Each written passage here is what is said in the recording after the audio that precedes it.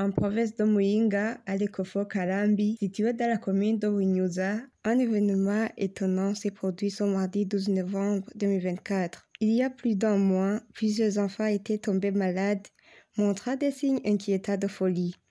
L'administrateur communal et le directeur communal de l'éducation se sont retrouvés impuissants face à cette situation. Ils ont décidé de transférer ces enfants à l'hôpital de Muyinga, mais là encore, aucune solution n'a été trouvée. Un employé de l'hôpital, sachant que les frères de la CMCI Muyinga ont l'habitude de prier pour les malades, a informé les autorités locales.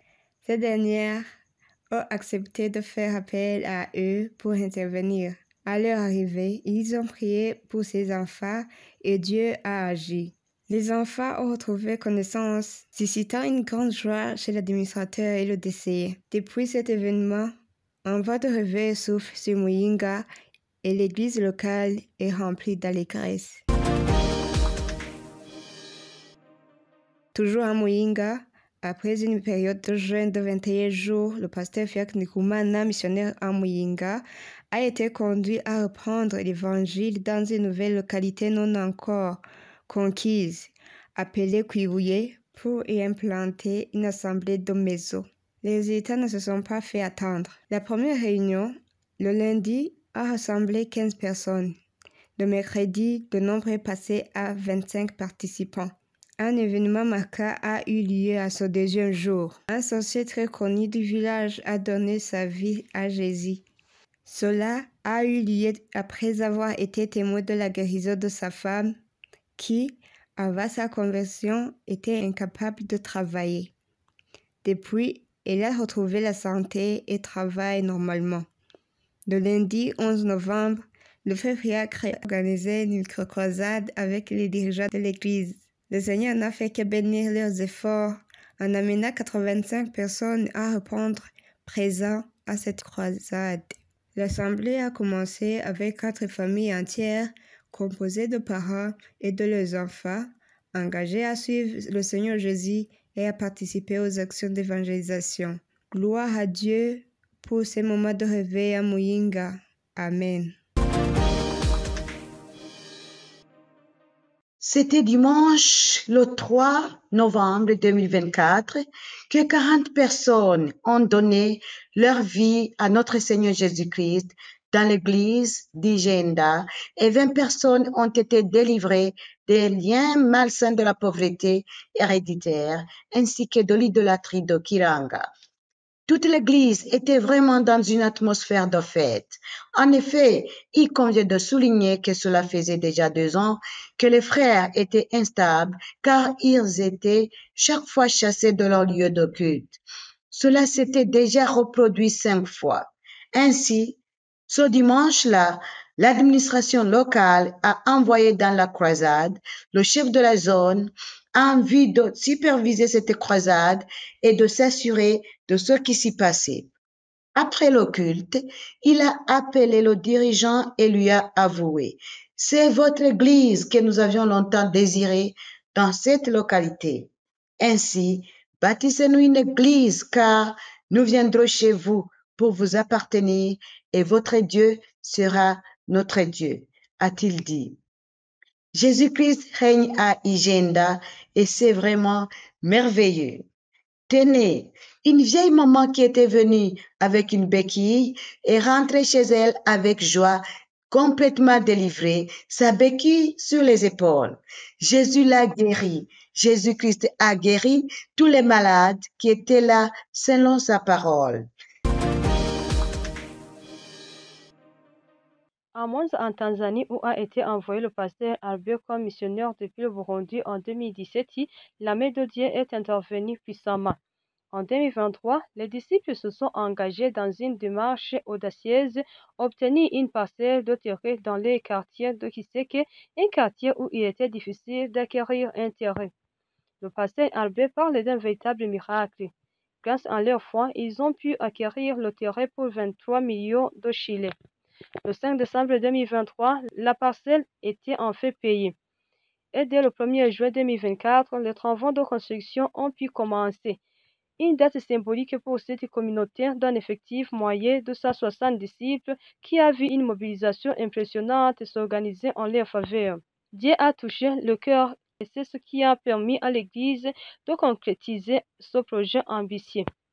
L'investissement a été colossal. Jusqu'à présent, le chantier a nécessité plus de 40 millions chilés. Pour l'Église, son montant représente un témoignage de foi. Dieu a déjà accompli tant de choses à travers nous, ajoute le pasteur Albert avec reconnaissance. C'est le 2 novembre que son nouveau centre a été inauguré, accueillant pour la première fois les fidèles qui ont œuvré pour sa construction. Ce jour-là, l'église de Mwanza a célébré plus qu'un bâtiment. Il a célébré l'accomplissement d'une vision, un rêve collectif et l'espoir que ce centre incarnera pour des années à venir. Gloire au roi de l'univers pour son prodige.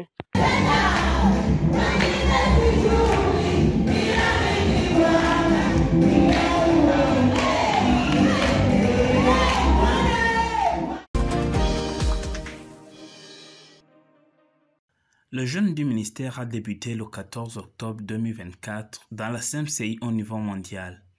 Comme c'est devenu une coutume au Burundi, chaque première semaine de ce jeûne, les missionnaires et dirigeants d'église se rencontrent avec le pasteur René Enoné durant le week-end pour une retraite. Cette année, elle a eu lieu du 17 au 19 octobre 2024 avec pour objectif de communiquer aux principaux dirigeants la vision de ce temps de jeûne.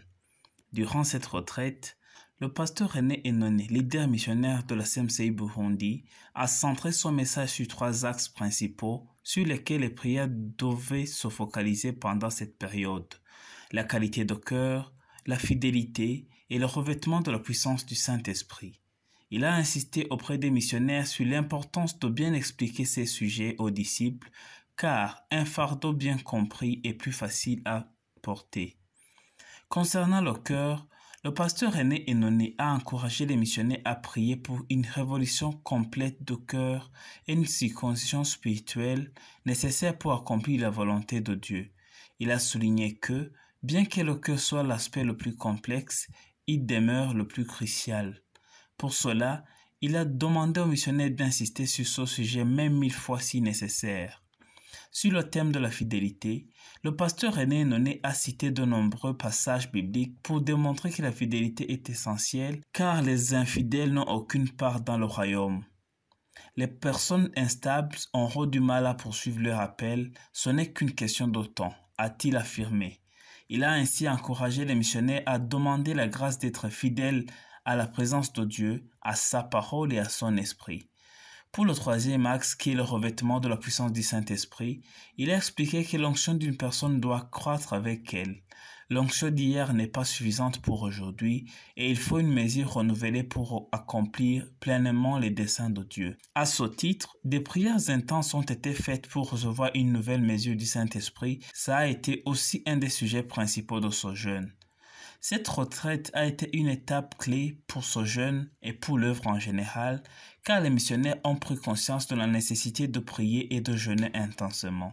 Des engagements majeurs ont été pris pour suivre cette voie. Pendant cette retraite, des témoignages de miracles de guérison, de délivrance et de provision sur les différents champs missionnaires ont également été partagés. Dans la continuité de ce jeûne, la retraite des intercesseurs s'est tenue du 24 au 26 octobre 2024. Le pasteur René Enoné a délivré un message similaire à celui des missionnaires: la circoncision de cœur, la fidélité et la puissance du Saint-Esprit. Il a insisté sur l'importance de traiter le cœur, expliquant que seul un cœur honnête et bon envers tous peut être utilisé par Dieu. Pour illustrer ses propos, il a pris l'exemple de Cham, maudit pour son mauvais cœur après avoir exposé la faiblesse de son père Noé. Il a rappelé aux intercesseurs que leur rôle est de prier et de bénir, non de juger ou de maudire, en souhaitant à chacun d'eux les bénédictions du psaume 20.